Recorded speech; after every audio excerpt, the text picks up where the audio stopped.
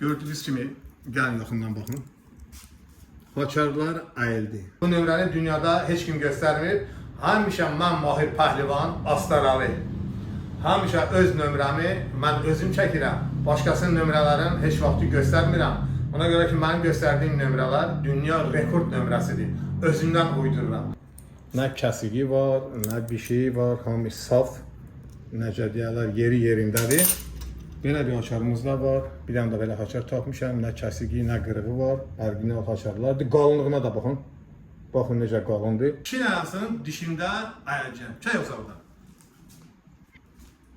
Ya Allahın adı. Dişlərim də ki, elə uzaqdan ki, öz dişlərimdir. 55 yaşım var. Bu dişlər öz sözün 100 yaşa qədər deyəcək. Siz də 100 yaşı məni izləyənlər.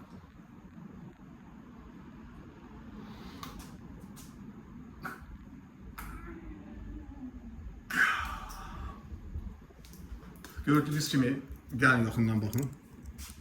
Haçarlar əyildi. Güc lazımdır buna. Barmağın güclüyü lazımdır buna.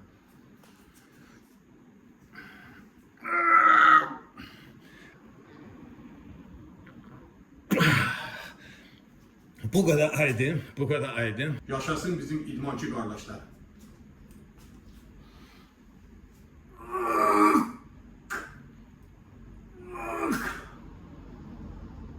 Ağzım cirəleme onu. Alınmasa. Bakın necəydi. Bakın.